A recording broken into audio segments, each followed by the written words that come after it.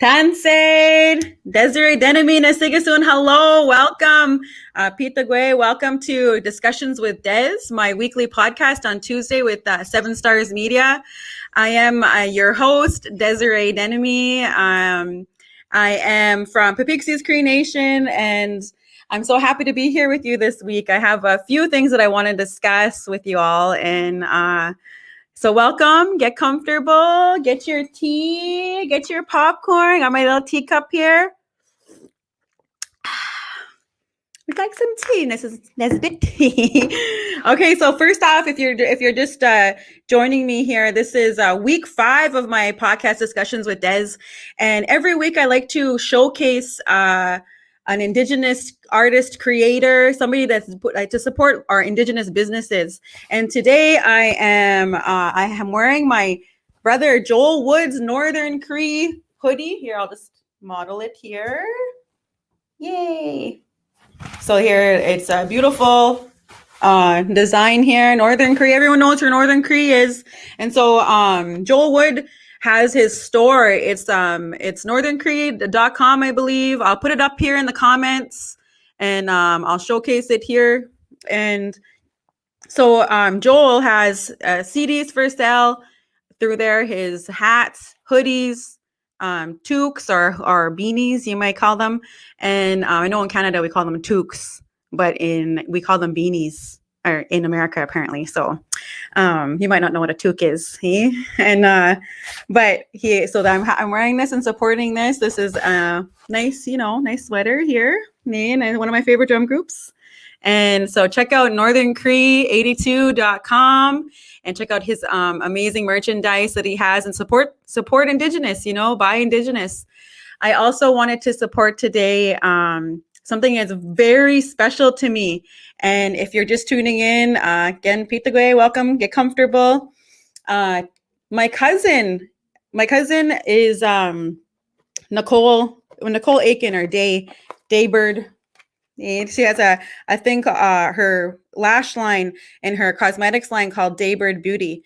And I am revealing this here. Don't mind my green screen, might pick it up here. I'm revealing this today. I'm actually wearing my own set of lashes with my name on them. They're called Desiree. Self-named. Just getting over it. This is how they look. I just wanted to showcase these. These are amazing. You can find them on daybirdbeauty.com or at Daybird Beauty on her social media. She is on Instagram. She has a Facebook page. She has a TikTok. She's probably might have Bebo and High Five. Check these out. They're in Desiree here. Can you see that? My thing's just my LTP in the way there. Just kidding. So these are amazing, and I want to showcase you these beautiful lashes. I feel like a different person. Like, holy, look at these. It's like makeup guru. Hello.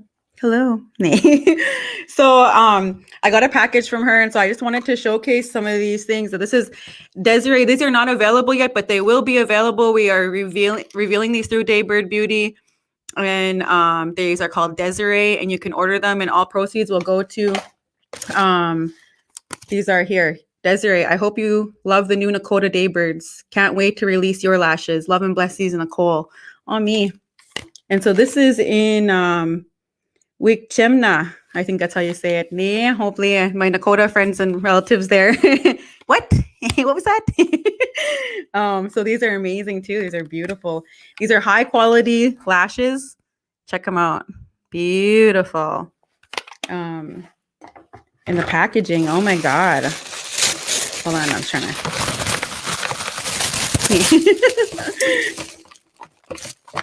So these ones are in Zapta. Geez, I need to brush up on my Nakota. Here, these ones even come with a little spoolie, because these are really, these lashes are really very, very, they're high quality. There's a lot of them. I don't know if you're into lashes, but I wanted to talk about today. Oh my God. I even got a cleaner. Oh, wow. Gee whiz, that's so nice.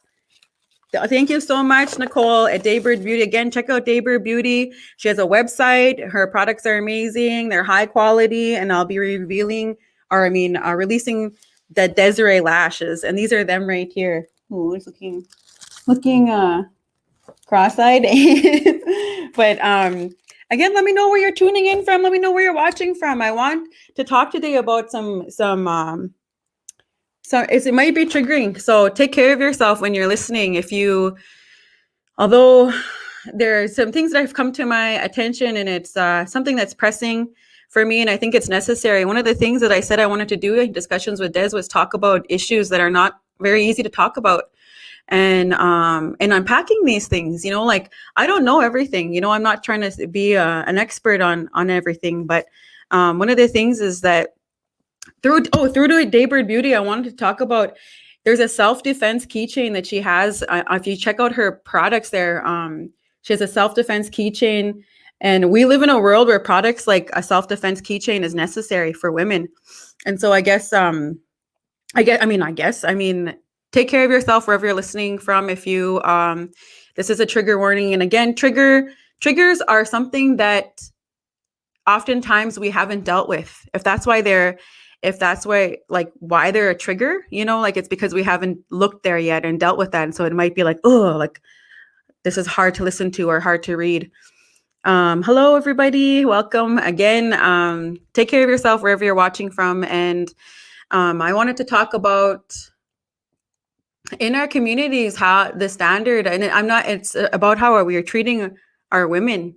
And I'm not wanting to talk about necessarily anybody in specific or call out anybody. It's just that there are a lot of things that collectively, like, we're struggling, like, and we are learning through things. But I think that it's important that our women feel safe, and oftentimes things are going, like, they just go overlooked. There are some things that have come to my attention about people that are in positions of power, and there are being like womanizers. They're treating women in a not good way, but they're still being lifted up by communities and by people. And this is uncomfortable to talk about, because we often look the other way. And I know these are challenging things to talk about, because we're talking about speaking about or using our voices and speaking about abuse and talking about things that are not easy to talk about. And hi, everybody. Again, I'm trying to focus on what I want to say here. And so everybody knows. Well, I mean, I'm assuming everybody knows missing and murdered Indigenous women it's a huge crisis that goes on within Canada and the United States, within North America, within our Indigenous women and girls. And not to be to exclude men or Two-Spirit brothers and sisters, but we're highly sexualized, and we have been since contact, since we've met the colonizer. And this has been, it comes in many shapes and many forms. And I think that one of the things that we're talking about is when it's coming from our own people, and our own men are perpetuating that cycle. It's dangerous, and we are by looking in their way and not dealing with things. It can be how do we deal with this within our systems? And I don't know the answer per se. I only know, and this is why it's challenging to talk about. I know within my own as a young woman growing up, and how we're teaching our women how to be modest, so that we don't ask for that sexual energy or that attention, but yet we don't call out men for their behavior. This should be a man should be able to be in control of how they feel or how they respond, but yet it's a young woman's responsibility not to entice any kind of sexual advances, or not to dress too provocatively, or like these are real things about like when it comes to victim shaming or rape culture. And I think that these things need to be discussed. And I don't know all the answers, but I do want to talk about this because it's really important to our people that we know, especially for me to be I'm raising a young daughter. She'll be 15 on this Friday, and raising her in a world where she would have, self-defense keychain in case she needed it. I have her cell phone, so I know where she is at all times, like that. These are things that I'm like concerned for her well-being, and so she doesn't fall victim to anybody, like whether they be and this can happen from our friends or our family or people we know and people in our communities as well. And that's why I wanted to talk about it, because it's really challenging. This is something that's not easy to talk about, even for myself, because when I say it's a trigger warning, it's a trigger for me as well, because I've been through a lot of things in my life that when I was younger, I didn't have the voice for. And now that I'm in a space and in a time where I can speak about these things as a woman, and as I use my voice now. And when I was younger, I might have laughed off things, and or else kind of like like, oh shoot, like somebody's being completely inappropriate to me. Now if somebody was coming at me in an inappropriate manner, I like, it's they don't do that now, because predators can read, and they see when somebody's like young and naive, and oftentimes that's why they go after young women that might be like they lack the experience to really, they can be easily inept, like they can be groomed, and this is going on, like with violence against women, whether it comes in many shapes and forms. I'm not saying like just sexual abuse or just like womanizing or what have be, but it's just like, I could literally talk about this in so, and I'm challenging myself here to make a focus here. But one of these things is that we allow this behavior to go on, and this is not okay. When we don't call out this, and what, cancel culture too. This is something that's been going on when we have social media, and we're able to use our voices to talk about this. And a lot of times this old boys club and this mentality of boys will be boys and things like that goes on. And we've like kind of just like, we've looked past it. And I think that now is a time to look at that. And I'm raising a daughter that can recognize the signs and to be aware of behaviors, and it's not even like trust no one, because I want her to trust people and to have meaningful relationships and connections. But it's also to be mindful of people's intentions. And we don't often know sometimes.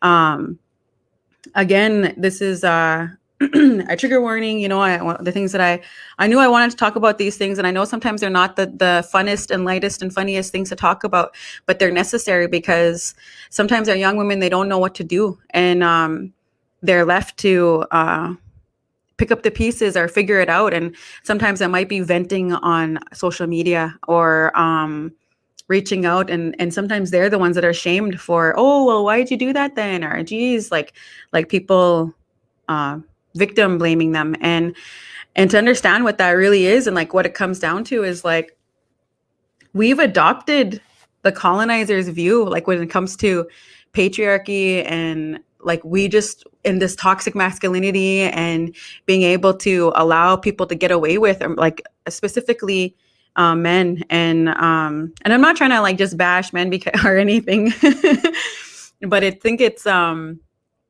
this is something that's at a larger scale. And again, it factors into missing and murdered Indigenous women. It factors into abuse and survivors, domestic violence survivors, and how these people like continue to go on. How do we move forward with this? How do we have forgiveness, and how do we and this is the same thing that I want to talk about it, but it's coming up for me. And again, this is a trigger warning, but when it comes to sexual abuse, and when it comes to these things, like how do we talk about these within our families and within our communities? And oftentimes it's from people we know. And this is the most challenging thing that has come up for me. Like, and this is like, again, like when we're talking about, this is, it factors in. And I didn't think I was going to start talking about this, but I know it's here now. It's right here. I'm trying to figure out how to not say it. But sexual abuse within our families is something that is reoccurring within our Indigenous communities. I know I'm not alone in my own story. I know that this is something it's so imperative that we learn from this and grow from this. This is so challenging. Again, this is a trigger warning. And if you take care of yourself, if you're not in the space to talk about this, then move on. I'm, like, we're going to talk about this because it's right here. And, but, like, oftentimes the way that my self-worth, I'm going to speak for my own, because I'm not going to speak on someone else's. When I was a young girl, when I was a young teenage girl, I often didn't have self-worth. And I was at the point of like making wrong decisions when it came to, and like, can we stop normalizing that if you're a young woman and an older man wants to date you, that's not a cool thing? I don't know why us young women are being told, or like, that's acceptable when you have someone who is much older than you that wants. It's not because you're mature. It's because you are immature and you're easy to manipulate and groom, and this is not okay. Again, this factors into it. There's so many layers of this, and this is something that like we need to talk about. And a big part, I didn't really necessarily want to talk about myself, but I really don't know how else to come at this approach and talk about other people without speaking about from my own experience and what I know. And so a big part of that connects to when you're young and you're not respecting yourself, and you're not you're making these choices, and you have these older men that should know better, but oftentimes they don't. And they are getting away with behaviors that are not okay. And I think that this is a reoccurring, and it stems down from this. This is what it stems down from. It stems down from this predatory behavior, stems down a lot of time from sexual abuse in residential school, and how we view our sexuality in our, like, historically and right up to now, and what has happened, like intergenerational trauma. When we use these words, it's like kind of like, okay, but like what exactly? A big part of that is dealing with that trauma, and what that trauma a lot of time is roots down to, in my case, sexual abuse. And this is challenging to talk about because this had happened in my own family, and it was dealt with in a way that I'm 35 years old and I'm still dealing with it. And when I was younger, and again, this is a trigger warning, and I'm saying, if you don't want to talk, if you hear about this, if you're not ready to unpack this, move on, and that's okay. We can visit when we talk about something light next time. But when I was younger, I was sexually abused at the hands of my cousin, and I was about 5 years old, and it happened. My parents were out. I believe they were at Craven, from Saskatchewan. But I was left with my older cousins, and I was sexually abused when I was 5 years old. And in this time, I'm not going to rehash the details. And this is something that I revisited throughout my life. And I know that this was at the stem of the things that I was going through and the things that I was dealing with. And again, I just like, it's something I ignored for a long time, but I harbored so much resentment and so much hurt and so much of this, of these feelings that were coming up for me. And it took me a really long time to do work around this. And so again, later on in life, I my cousin and my other cousin was there, and so this happened with one was the one that was doing it, one was there just standing there. And this is something that I didn't know how I was going to approach this, and here I am just talking about it, and I was trying to avoid it. I just cut right here, and I was trying to not talk about it. But about like 2 months ago, my cousin had approached me and through a message, and he just wanted to say that he was sorry for, like, this came out of nowhere, like literally nowhere. I had just opened up my message and I just like looked at it. This was on my Snapchat, and I looked at my Snapchat and there's this big long message, and it said, um, I remember what our other cousin did. I'm so sorry I didn't do anything. I just stood there. He's like, I've been carrying so much hurt, resentment, and hate, and anger and sadness for 30 years. And I never knew. I want to know that, I'm really sorry for not doing anything. I'm really sorry for not being there for you. And I hope you forgive me. And this was just like a random message, like I never, ever, ever in my life expected to ever receive, or even to have. Like, I often wondered, like, because these are my relatives. I've grown up with these people. I've seen these people around. I had hate in my heart, for these people, and I'm wondering, like, how do I move through this? How do they sleep at night? Did they remember what happened, or they just forget about it? These are like questions I'd ask myself, and then I never really built relationships with them throughout my life for that reason, because I knew, and we all had this secret between us. And at the time when I was 5 years old, I knew what was happening was not okay, that it was wrong. I didn't even know what it was, but I knew it was wrong. And when I was like, when even when everything was happening, this is like, this stuff is factors into who I am today. I know it does, and some of it's negative, but a lot of the reasons too why I am so like violently against like abusers, or when kids are getting hurt, or even when people are using drugs and alcohol and there's kids around. I'm like, those kids are sitting ducks, like that. Something's gonna happen to them. Be careful, like. It just like, it's a huge trigger for me. And that's a big reason why I don't drink and do drugs today, because I would never want to put my kids through what I had experienced when I was a kid.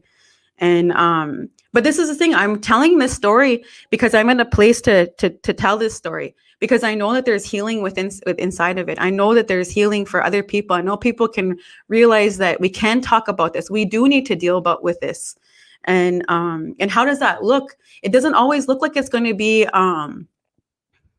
it doesn't always look like it's going to enter a courtroom.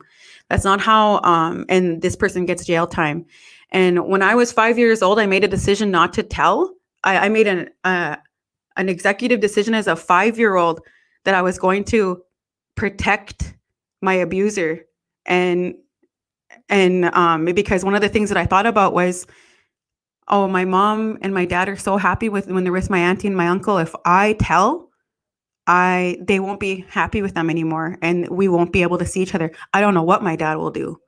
I don't know what will happen. Maybe my dad will kill that person. I don't know. I didn't know how to even sort that out in a 5-year-old's brain. That's not even up. Like, you don't even have the mental capacity or the mental maturity to make decisions like that. But in my mind, I remember making a decision not to tell. And the thing about it is that was like monumental time in my life that changed my life. Like, and I viewed myself, I had to do lots of work around this. And even as an adult, I never thought it was like relevant. I'm like, no, that's something that happened in the past. I don't even talk about that. I don't even think about that anymore. How dare they talk about this kind of stuff? And then when it came back for me to start dealing with it when I was an adult, again, I was 27 years old when I decided to start dealing with the things that I needed to deal with. And that's some of the traumas that I've endured. And hold on a second. So Flash forward to when I was 27 and I started dealing with all of this. I started having to do work on myself and start to look at my traumas and take a hard look at the things that what I wasn't wanting to deal with and look at. And this is a big part of that and unpacking that. And honestly, when my I didn't tell anybody about it until my abuser actually passed away, and I had told my mom about it. And I remember it's kind of a funny story. Yeah, it's not really a funny story, but it's kind of funny because I had just had my son. I like literally he was like 2 weeks old. I was just like healing up from my postpartum there with my baby, and then um I found out that he had passed away, and then I was shocked.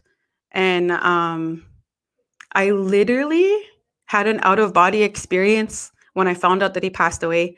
I it just felt like my spirit must have just came out of my body, and I looked at myself like it's like I went up to the corner of the room and I looked down at myself and I could see myself sitting on the edge of the bed just like in shock. But I believe that like there's something that happened spiritually with me because of the forgiveness I needed to give or the things I needed to look at. And so when I took a deep breath and I came to and I was like, holy, I don't even know how to feel. I don't know how to feel.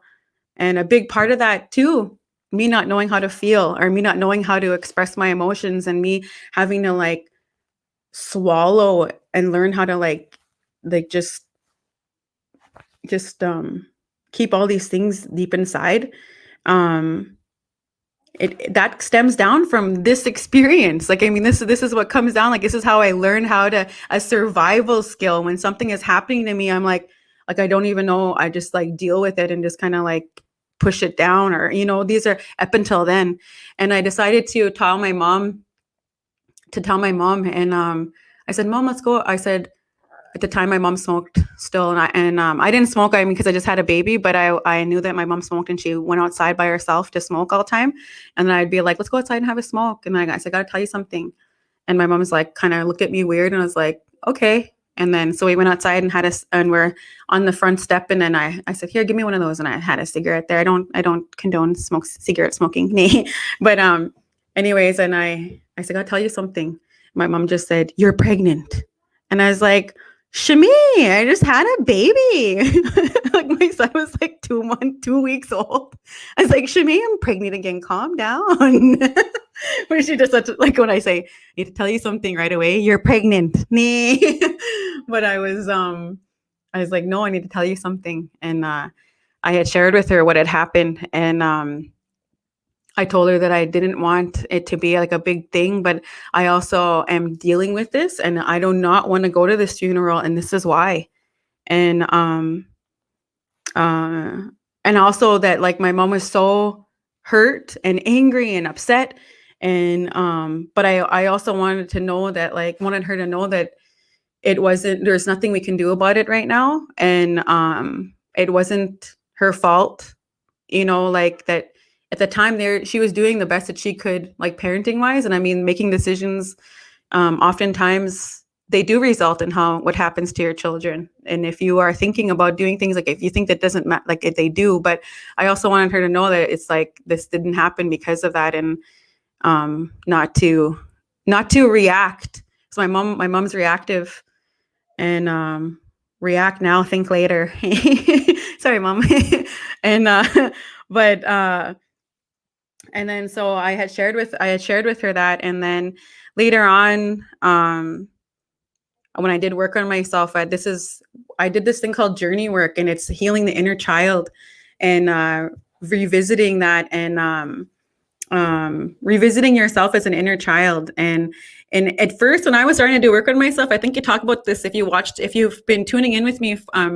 I talked about this before when I entered into doing this work on myself, and we're doing like circle work. I was like, fuck this. I'm not talking about myself.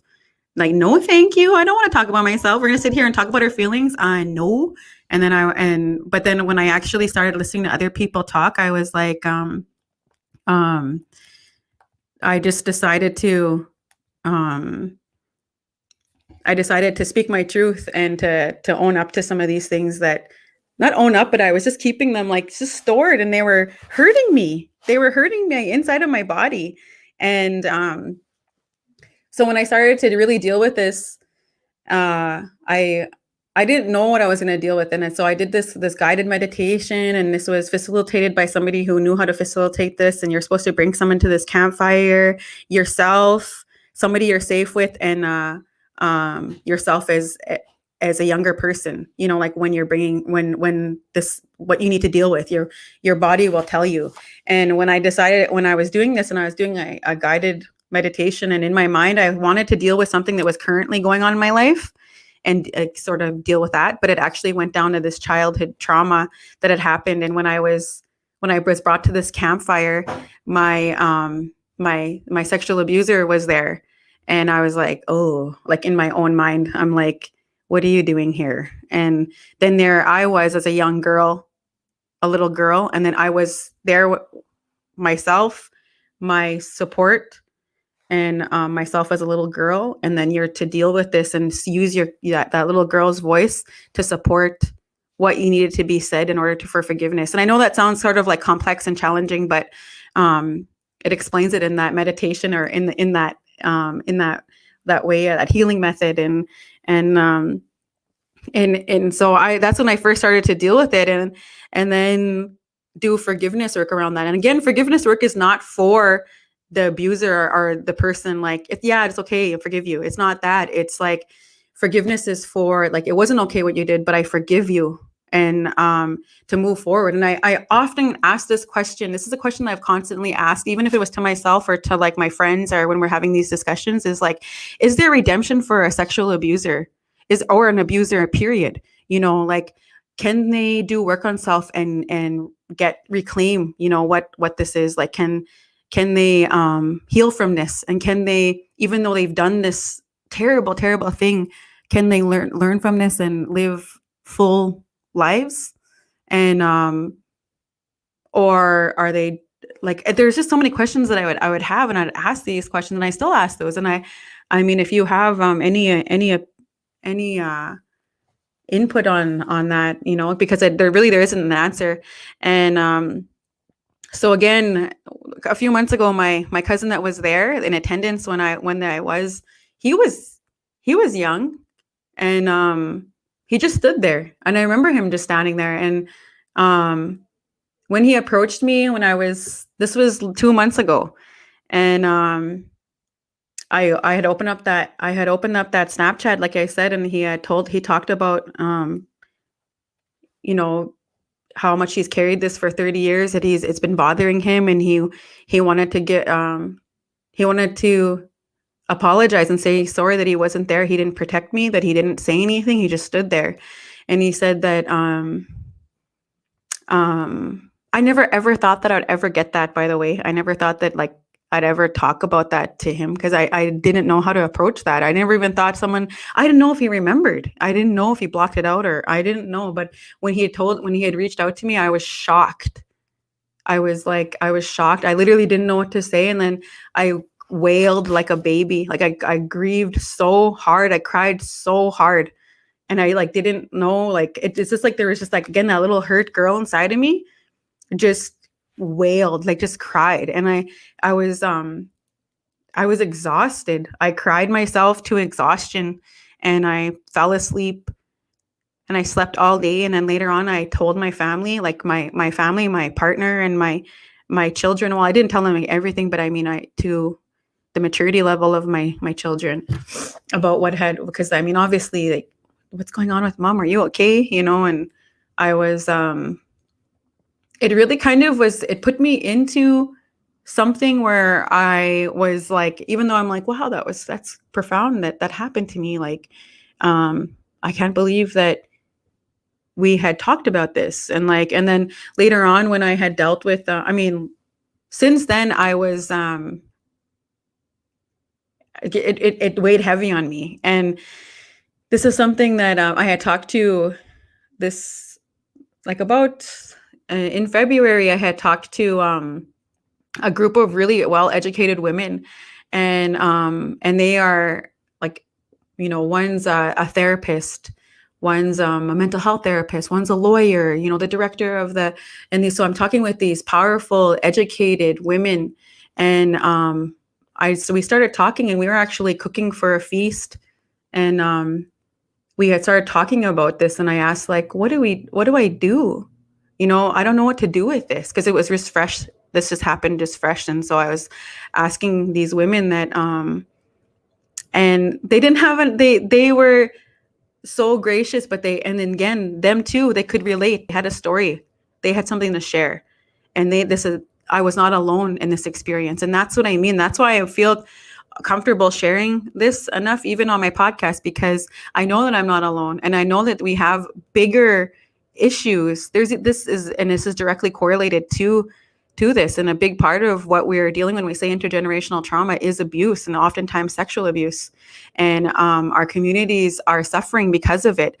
And this factors in to how we're dealing with abusers and predatory behavior and people in positions of power that are abusing their positions of power, and that they are, again, grooming young women, or the womanizing. And we are not using our voices to talk about these things, because this is a secret, a family secret. But it's like all our families understand this secret. How do we heal from this? How do we deal with this? And this is so important that we talk about this. And it's important that, and this is an issue I'm talking about from a woman's perspective, but this is not just happening to women. This is happening to men and boys too, and to our two-spirit and,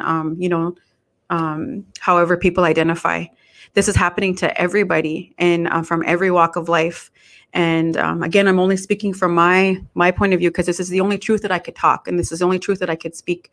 And again, so moving forward, when we're talking about these, this is like, there's so many layers when it comes to this, and it's heavy, and it's challenging to talk about, because I ended up forgiving, both forgiving, doing that working around that forgiveness around my abuser, and also around my other relative that reached out to me. And he asked me if there's anything if there's anything I can do for you, anything I can do for you, I'll do it. He had told me, and I was like, you can do something for me, and it's to live a good life, like that. It's to don't, you don't have to carry this anymore. Forgive yourself, like do the work that you need to do necessary to make yourself, to be the best version of yourself that you can be. You don't have to carry this anymore. We're not there anymore. We're adults now. And again, when that hurt comes up, when you're from childhood, it's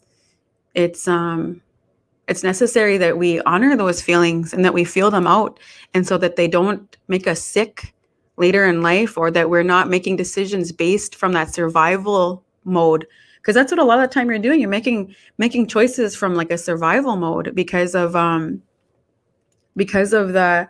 if this sexual abuse has like their self-worth. And this is another thing that I wanted to talk about, like boundaries and self-worth, because for a long time I didn't feel like I was worth anything. Like I felt like even my body wasn't worth anything. And so the choices that I was making were not, I wasn't loving on myself. I wasn't feeling like my self-worth was at par. Like, so there's one thing, like we were talking about this, like there's confidence, and you can have confidence, and then you can have your self-worth, though. Like what you believe about yourself is like not there.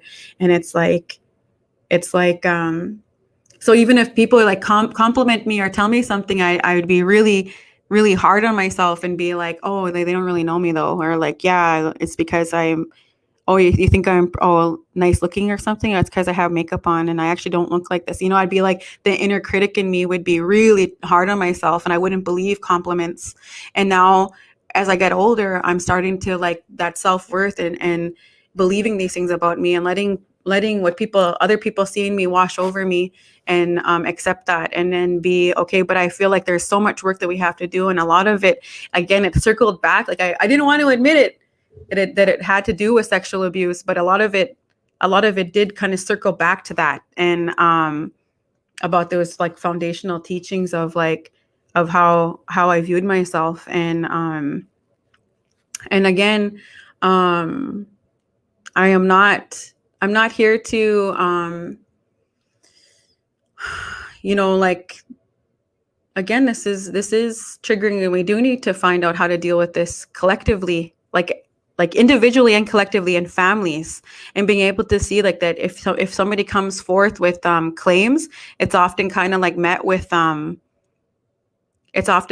like, oh, like I don't even know how to deal with this. How do I deal with this? And like, how do you deal with this? I don't have the answer for that. Like, I mean, yeah, and it doesn't always look, again, so it doesn't always look like it's going to be met in a courtroom. So people think that that's how you deal with it. It's not the end of it, because we still have to deal with how we feel and how we approach this. And I think that like to deal with self and to deal with like all the things that go along with this intergenerational trauma.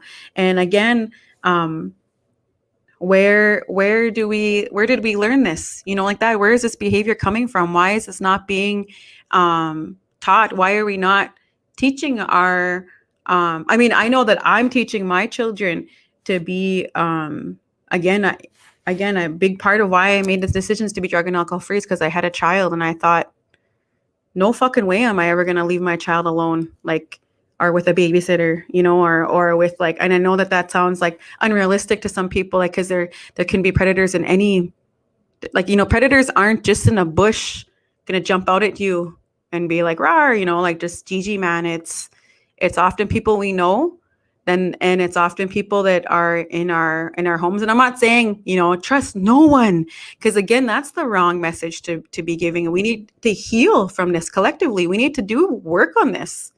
And this starts by having dialogue about this and being able to voice the truth. And although it's probably some of the most like awkward and challenging things to talk about, it's necessary, because this is happening far too often, and a lot of time too, like to women and to men. And it's just an imperative that we start to do work around this. And this is the beginning of talking about these the way that this is like how we view things, like when it comes to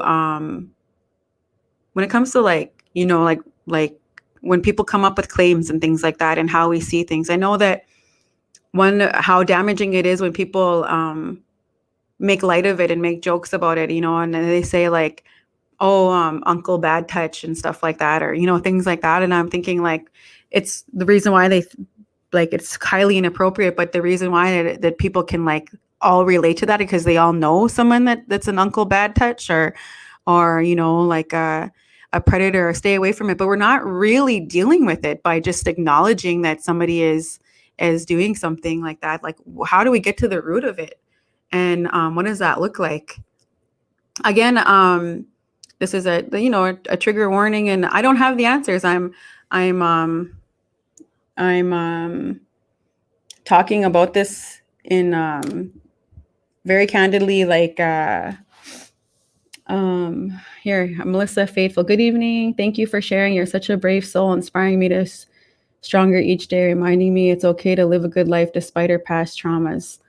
Melissa, again, dealing with working on self, it has to do with these things like that. It's how to like to know that things were not okay when you were younger, like that, or even yesterday, like it's using your voice. It's having that self-worth. It's like moving through these heart-wrenching things that are happening. And you know what? And we're not measuring trauma here, because like my experience in my childhood could be like a Tuesday for someone right now. This is happening right now in people's homes, like that. This is happening in all of our communities. And this is why we need to talk about these things, because this is not just like, oh, something that happened in 1991, like that. We're talking about something this is currently happening, and we need to be able to talk about it and to deal with it. And what are these resources that we can look at, or what can we do to work on ourselves if we've been sexually abused or violated, or and how do we deal with this trauma, because this is at the root of being able to even like the way that we find our gifts is by even to look at the hard truth about ourselves. And a lot of the time, if you're a victim of abuse in any way, shape, or form, this would be at the root of what you have to deal with and what you have to unpack. And again, these feelings that you're feeling out, and a lot of time, this is how we have so much high addiction rates, and people using addictions to cope with their traumas, and because they don't know how to deal with these things. And even like what works for me might not work for somebody else, and because we all have our own journeys, we all have our own life lessons to learn. And so it's not exactly like, oh, here is the rules, 1 to 5, this is how you deal with sexual abuse, like it's going to be different for everybody. And but it's having these resources. And Danielle, I really love and respect you talking about this in a good, it's good healing for me. I actually wasn't going to talk about this. I was talking about something else, but it was just like everywhere I looked, it was like right there, and it was right here. And it was just like, no.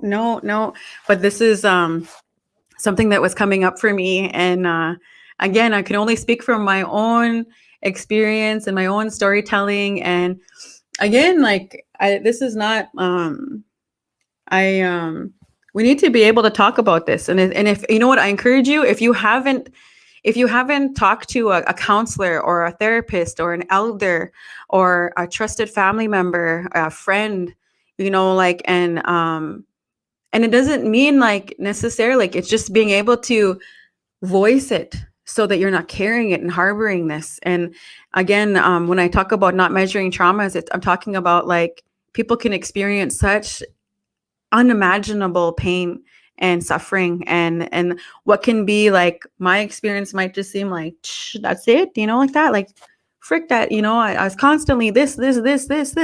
But again, we have so much to deal with as Indigenous people, and this is something that we like collectively have to deal with, like, and I think that a lot of it's not really really talked about. And it is in a way. And I'm glad I've come up with my experience. Jordan Clay, yes. And Jordan is recently using her voice to, use her voice to talk about the experiences that she's came across. And a big thing about that is holding people accountable, because at the time, like when I was a little girl, I didn't know how to hold somebody accountable. Like I didn't really know what that was going to look like. And a big part of like, when someone tells you not to tell and you're like, okay, like, and I don't even know how to tell something I don't really fully understand. I know it's wrong, and I think that and as we get older, and these things are like, when people are see, because men that find victims like that, they're not looking at, they're looking for somebody who is younger than them or vulnerable or easy to try to impress with whatever it is. And again, we're talking about it factors into that. It's not necessarily like it's like the predatory behavior. It factors into that.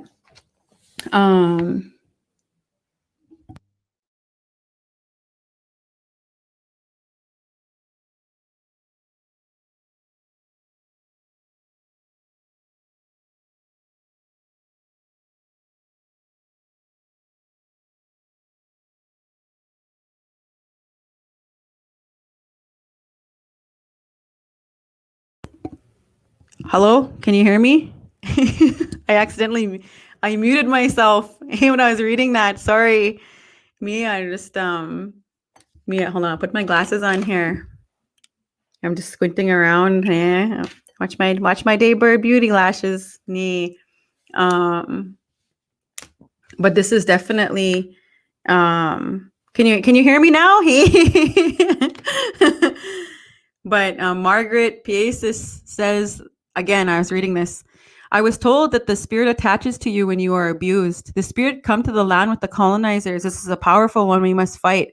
It has the power to destroy you or give you the opportunity to be an abuser.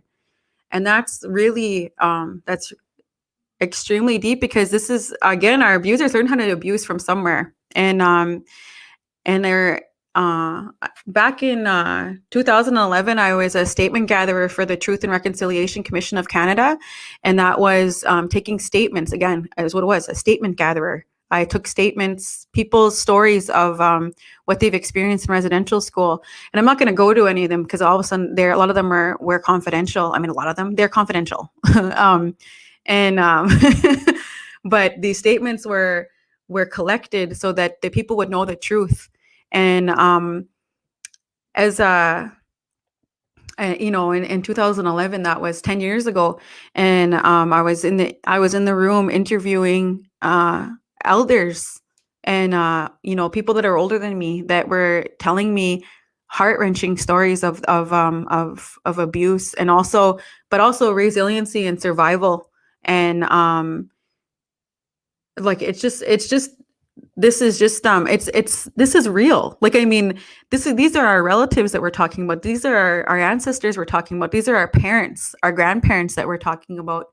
We're not talking about just wicked in history. It is totally whatever like that. This is intergenerational. It's what that is generation from generation till now. And then my age, and then me having being a mother, and their generation, and being able to literally break cycles and be aware of what is going on within our on a larger scale, within our communities, within our families, so that we can deal and heal.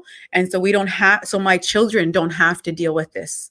This is literally like what we're doing. And I know that it's like we are products from our environment, but we can either learn from them or just kind of perpetuate the same cycle. And again, like, I refuse to do that, because why would I want to inflict pain on my children? Why I need to deal with this hurt? Otherwise, my children are going to deal with it. And this is like literally some of my life's work is to break these cycles for my children, because I am the natural role model to my children.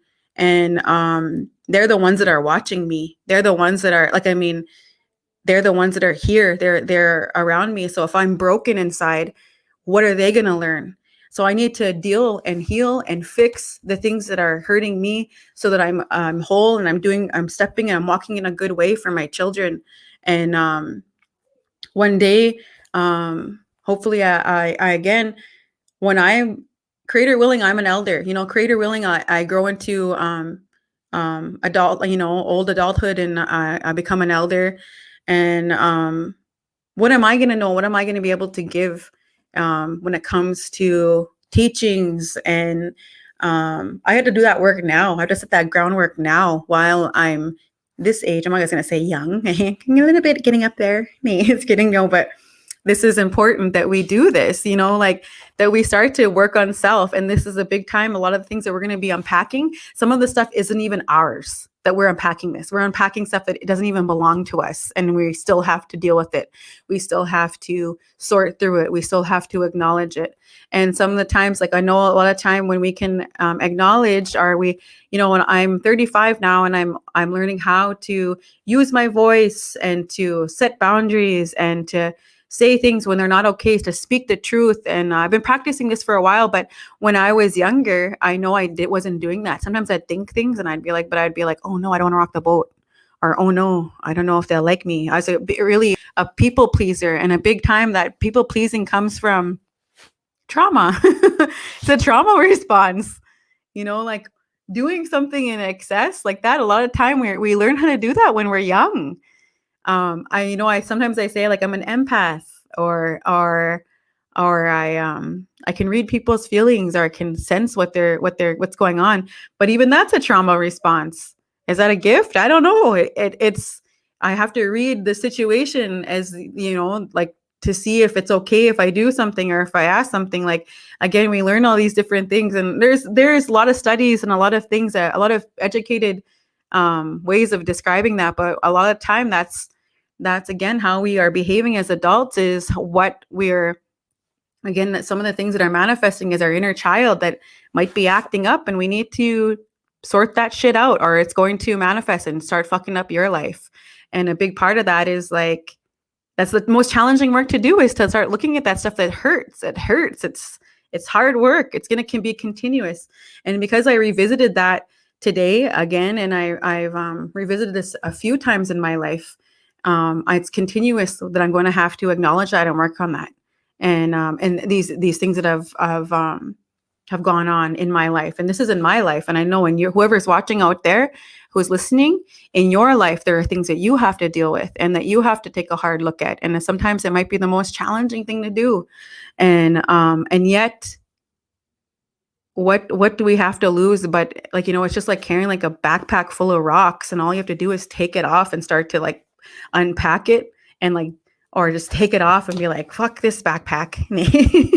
But a lot of the time it's like we have to do this because we are the ones that are in control of, now that we're adults.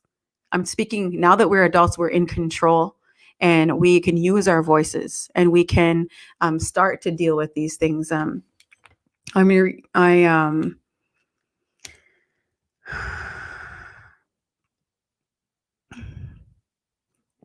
Oh my, I have some messages here, and I wasn't reading these. I'm sorry.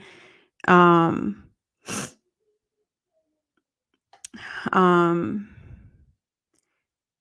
about this needs to be talked about. Denise Wolf, Opie,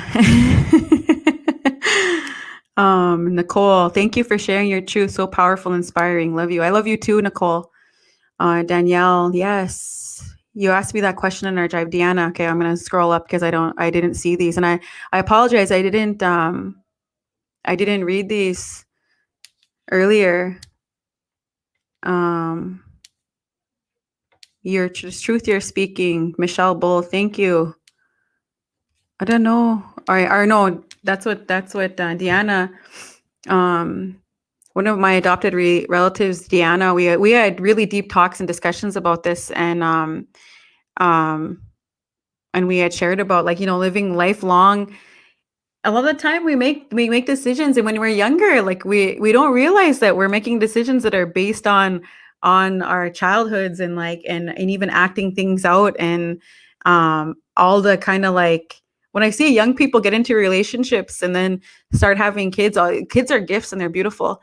And I would never say like, no, don't do that. But at the same time, I often feel that a piece of my heart breaks, because a lot of time our people don't have the skills set to be in healthy relationships. And it's a challenging thing to learn how to be whole with self, and to enough to partner yourself with somebody who is also doing that work, so you can partner yourself and walk with them. And a lot of time we are dealing with hurt people that are hurting people, and that they don't know how to be in healthy relationships. And oftentimes they are hurting people that they're in relationships with. And then your relationship ends up being a tough learning lesson, and a lesson that might take long to learn. And I think that because we're like, a lot of us are in survival mode, and then we partner ourselves, and that codependency and everything that we start to love me, I'm not loved, I don't love myself, love me. And that's, again, we can't have anybody do that for us. We can't have anybody do the work for us. And a lot of time we're like, oh, you do the work, you're healthy. Like, you do the work. And it's challenging, because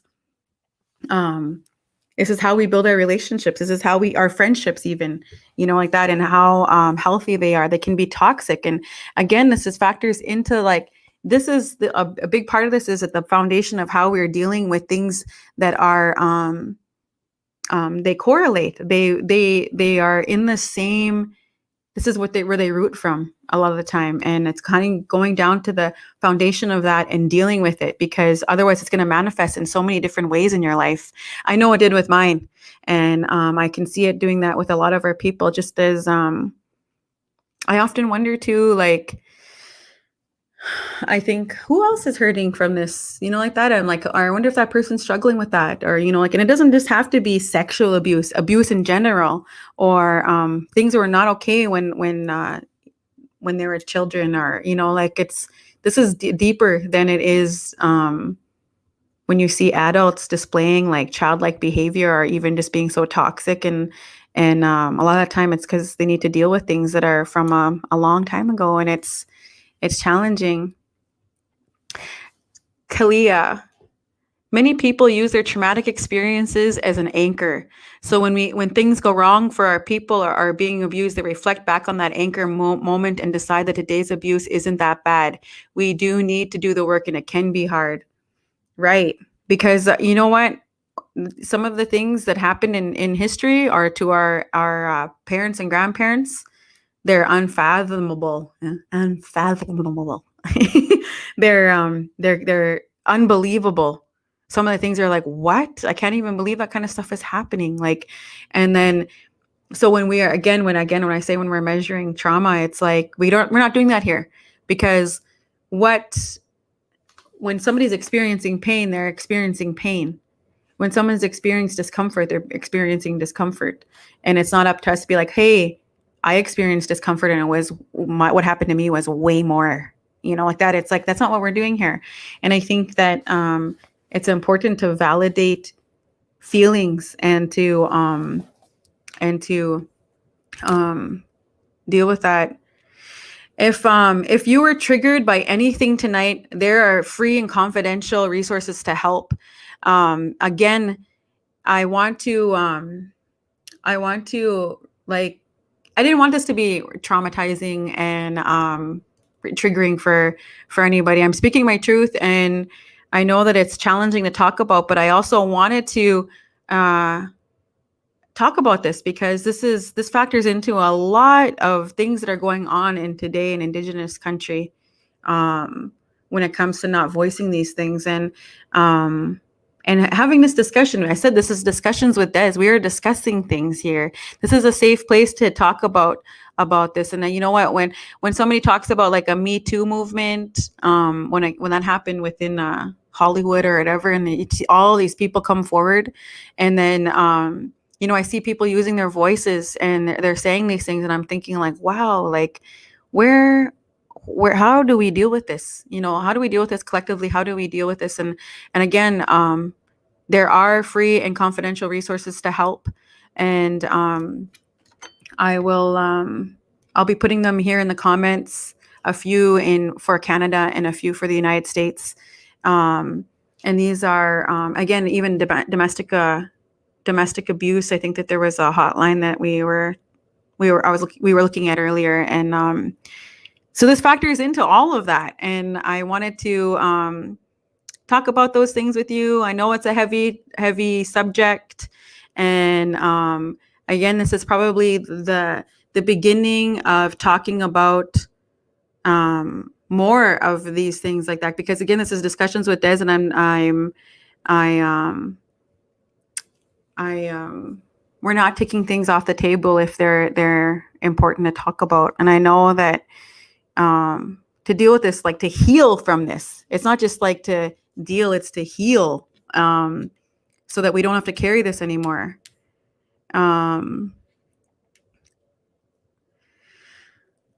So here we have in the U.S. Victim Connect Resource Center.